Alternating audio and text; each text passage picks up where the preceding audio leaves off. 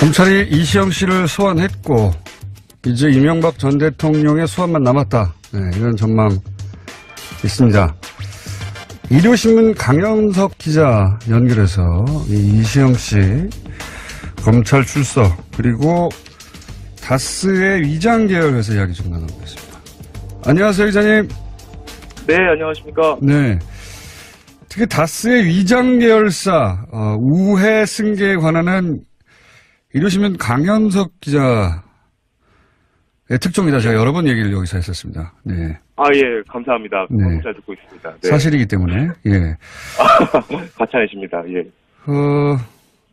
혹시 일요신문 강현석 기자 오늘 연결한 이유 중에 하나가, 네네. 누구보다 일찍 다스 계열 회사들. 예. 예. 우리가 이제 위장 계열사라고 추정하고 하는 계열 회사들 혹은 관계 회사들에 관한 취재를 일찍 하셨어요. 폰실 그쪽으로 네네. 잡고. 그래서 예. 다스 내부자들 혹은 관계자들로부터 여러 이야기를 제가 들은 걸로 알고 있습니다. 그죠? 네네, 맞습니다. 예. 네. 그래서 이제 아직 다 보도는 안 됐지만 그런 관계자들 얘기를 미리 많이 들은 걸로 알고 있는데 혹시 이시영 씨 조사 받기 전에 그런 얘기 들으셨습니까? 이시영 씨가 조사를 받았다는 보도가 나오기 전에 그날 아침이었는데 이제 사실 그 얘기가 그 다스 내부에서 사실 나온 얘기였어요. 그쪽은 미리 알고 있었군요. 예, 이시영 씨가 조사를 받으러 이제 올라갔다라는 내용이 좀 퍼졌었고 그래서 그거를 실제로 이제 검찰을 좀 확인을 해보니 조사를 받는다 이렇게 얘기가 돼서 그게 이제 좀 보도가 좀 나오게 된 걸로. 보도가 되기 전에 미리 알고 계셨군요. 예. 네네.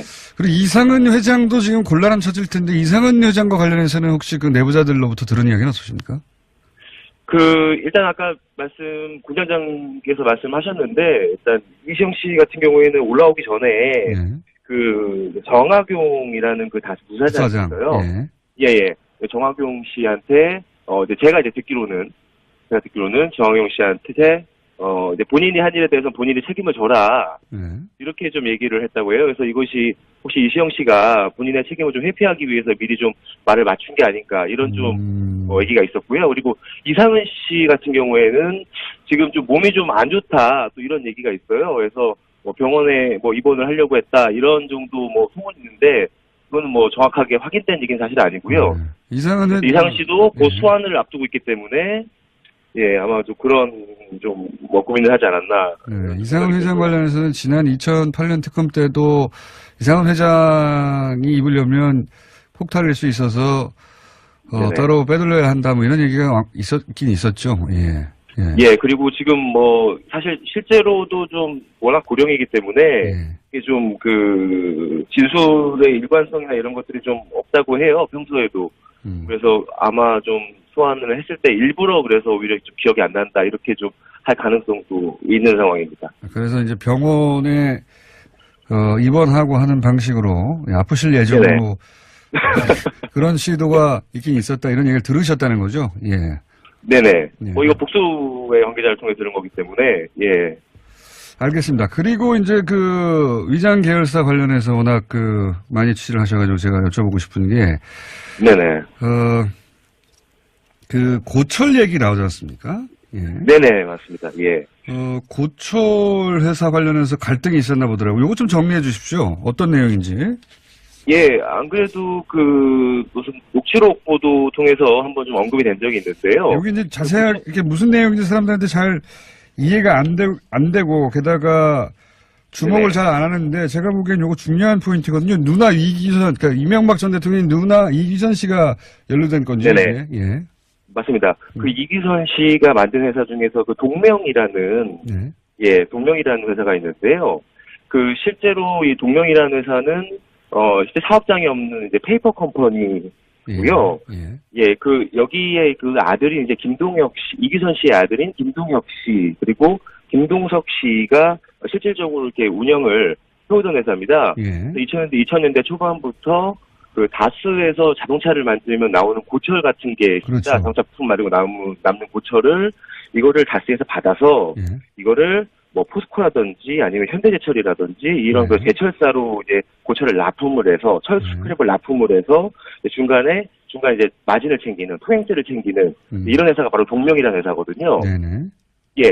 그런데 사실은 이 다스 입장에서는 네. 어쨌든 고철이 계속 발생하는 것이기 때문에 이거를 그 중간 회사를 거치지 않고 동명이라는 회사를 거치지 않고 직접 만약에 주차사에 납품을 하게 되면은 이건 오히려 회사한테 이득이죠. 그렇죠. 근데 그런데 동명이라는 회사를 굳이 중간에 끼워서 동명에다가 어떤 그런 고철 납품 권한을 주고 그리고 그 납품 중간에 납품 과정에 생기는 수수료를 이렇게 챙길 수 있도록 그게 좀 도와준 것이 아닌가라는 강한 좀 의혹이 생기는 거고요.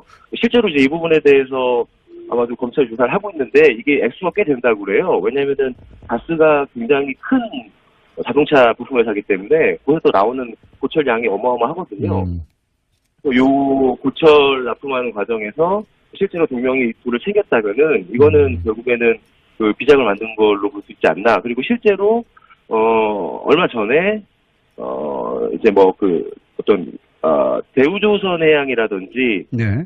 아니면 이제 이런 회사들이 중간에 이렇게 보수 단체들이 또 이런 비슷한 유사한 고철업체를 만들어서 실제로 중간 그런 통행세 같은 거를 챙겨서 문제가 됐던 적도 있었습니다. 예. 그러니까 요게 이제 그 언론을 통해서 그 녹취록으로 짧게 등장해가지고 이렇게 이동영 씨하고 뭐 갈등이 있는 대목으로 등장해서 고철업체 이게 도대체 어떤 갈등인가 의문을 가진 분들도 있을 텐데 고철업체가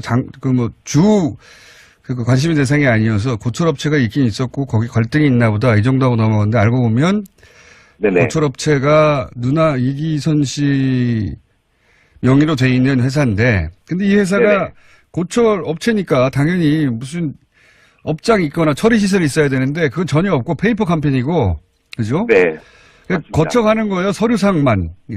네. 서류상만 있고 어차피 고철을 가스에서 받을 때는 화물 트럭 같은 거만 하나 있으면 되거든요. 예. 이런 그 화물 트럭 제 기상도 좀 통화를 해봤는데 그 화물 트럭에다가 고철을 그냥 실어서 바로 넘겨주는 거예요. 근데 이제 그거는 일은 사실은 그런 그 화물 운전 기사분이 다 하고 돈은 중간에 어떻게 보면은 그렇죠. 이명박 일가가 챙겼다고 볼 수 있는 거고요. 중간 다스가 이 고철업체 없이 바로 그냥 팔면 되는 것을 페이퍼상에 회사를 하나 둬서 하는 일은 없이 중간에 수수료만 챙겨갔다는 거잖아요.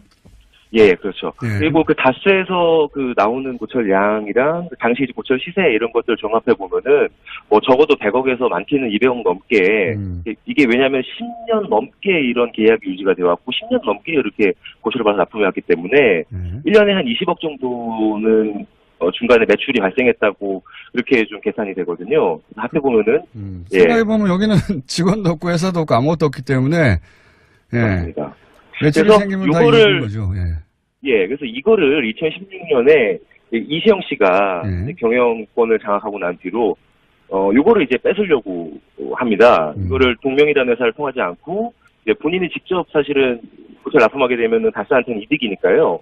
그래서 이거를 뺏으려고 하는 과정에서 김동혁 씨나 김동석 씨가 되게 반발을 하게 되고 그래서 이 과정에서 이제 이동영 씨가 이제 리베이트를 받은 사실이 드러나기도 했습니다. 김동혁 씨나 김동석 씨로부터요. 그러니까 뭐 가족의 비자금이 아닐까 이런 의혹도 있고 그 과정 속에서 이제 가족들끼리 다툼이 있었다 하면서 등장한 업체가 고철업체고 이것도 역시 비자금 조성의 창구가 아니었을까 뭐 일부 나눠서. 맞습니다. 근데 그거를 실제로 이제 이동영 씨 같은 경우에도 그 녹취록을 보면은 이제 본인이 그 리베이트 받은 돈을 뭐 MB나 이상들에게 줬어. 이제 이런 표현이 있는 걸로 봐서는 이런 고철 중간 납품 과정에서 생기는 돈을 MB 일가가 나누지 않았나 이런 좀 의혹이 생깁니다. 알겠습니다. 그런데 이제 이게 관련해서 이제 내부자들은 말들이 많았을 거 아닙니까? 뻔하니까 보이기에. 네네, 맞습니다. 이 업체가 끼일 이유가 없는데 끼었기 때문에 그리고 오랫동안 10년 이상 끼었고 거기서 돈이 당연히 회사로 들어와야 될 이익이 이 고철업체로 빠졌으니까 회사 내에서도 말들이 많았을 텐데 이 돈이 어디로 갔다 그러니까 뭐 10년 20년씩 같은 회사에 근무하다 보면 대략 회사의 이야기가 대부분 정통할 경우가 있거든요. 뭐 아닌 경우도 있긴 합니다만 관계자들은 이 돈이 결국 어디로 갔다고 추정들을 합니까? 이건 이제 추정이라고 전제하고 얘기하자면 취재하신 바에 의하면 추정이라고 전제하고 말씀을 드리면 이 돈은 결국에는 이기선 씨 일가도 일부를 수수하고. 그렇겠죠, 당연히. 그리고, 예. 네, 예, 중간에 수수하고, 남은 돈들을 예. 다시 모아서, 예를 들어서, 이제, MB라든지, 예. 아니면은, 이상은 씨한테 좀 흘러간 것이 아닌가, 라고 좀 추정이 되고요. 그 나중에는 MB한테 흘러간 돈은 뭐 다시 뭐, 예를 들어서 이시영 씨라든지 이런 데 다시 또 흘러갔을 가능성도, 예. 결국 가족에게 갔을 것이다, 당연히. 예. 네네. 알겠습니다. 오늘 여기까지 할 텐데, 네. 혹시 아직 취재 중이기만 해서, 예. 매우 의심되는 사안이고 기사로는 쓰지 않았지만, 기왕 연결된 김에 어느 쪽을 네. 지금 취재하고 계신지 한번 살짝 얘기해 주시면 안 됩니까? 예. 그쪽 분야, 이 계열사 분야는 지금 아주 멀리 앞서신 분이에요, 강현석 기자가. 예. 최근에 이제 다스, 이제 MB의 비자금 창구로 지목이 됐던 금강이라는 회사가 있었는데요. 금강, 그쵸. 예. 예. 제가 예전에 한번 다스가 뭐 이렇게 부도가 날 수 있다라는 내부 얘기가 있다. 네네네. 들은 적이 있는데, 금강도 마찬가지 형태로 최근에 아하. 은행권의 대출 압박이 심해서 회사가 좀 버틸 수가 없다. 그리고 이제 금강이라는 회사에서 일하는 직원들을 좀 정리하려고 한다. 회사가 어려우니 구조조정하려고 한다. 금강도 사실 또 이런 소문이 같이 지금 흘러나오는. 이게 위장 계열사 의혹을 받고 지금 검찰 수사도 받고 있다 보니까 회사 아예 접어버리려고 하는 네네. 그런 이야기가 돌고 있다. 네네, 맞습니다. 그렇군요. 예, 요 사안이 좀 더 취재가 되면 예. 다시 한번 연결하도록 하죠. 오늘 말씀 감사합니다. 네, 감사합니다. 네, 지금까지 이루시민의 강현석 기자였습니다. 예. 우리가 이제 위장 계열사라고 추정하고 하는 계열 회사들 혹은 관계 회사들에 관한 취재를 일찍 하셨어요. 포인트를 그쪽으로 잡고. 그래서 예. 다스 내부자들 혹은 관계자들로부터 여러 이야기를 제가 들은 걸로 알고 있습니다. 그죠? 네네, 맞습니다. 예. 네. 그래서 이제 아직 다 보도는 안 됐지만 그런 관계자들 얘기를 미리 많이 들은 걸로 알고 있는데 혹시 이시영 씨 조사 받기 전에 그런 얘기 들으셨습니까? 이시영 씨가 조사를 받았다는 보도가 나오기 전에 그날 아침이었는데 이제 사실 그 얘기가 다스 내부에서 사실 나온 얘기였어요. 그쪽은 미리 알고 있었군요. 예, 이시영 씨가 조사를 받으러 이제 올라갔다라는 내용이 좀 퍼졌었고 그래서 그거를 실제로 이제 검찰이 좀 확인을 해보니 조사를 받는다 이렇게 얘기가 돼서 그게 이제 좀 보도가 좀 나오게 된 걸로. 보도가 되기 전에 미리 알고 계셨군요. 예. 네네. 그리고 이상은 회장도 지금 곤란한 처질 텐데 이상은 회장과 관련해서는 혹시 그 내부자들로부터 들은 이야기는 없으십니까? 일단 아까 군장장께서 말씀하셨는데, 일단, 이시영 씨 같은 경우에는 올라오기 전에, 정학용이라는 다스 부사장이 있어요. 예. 정학용 씨한테, 제가 듣기로는 정학용 씨한테, 이제 본인이 한 일에 대해서 본인이 책임을 져라.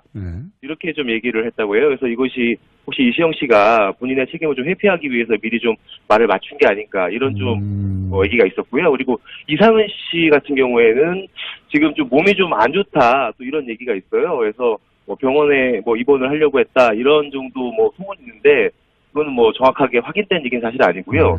이상은 씨도 소환을 앞두고 있기 때문에 예, 아마 좀 그런 고민을 하지 않았나. 이상은 회장 관련해서는 지난 2008년 특검 때도 이상은 회장이 입으려면 폭탄일 수 있어서 따로 빼돌려야 한다 이런 얘기가 있긴 있었죠. 예, 그리고 지금 사실 실제로도 좀 워낙 고령이기 때문에 이게 좀 진술의 일관성이나 이런 것들이 좀 없다고 해요, 평소에도.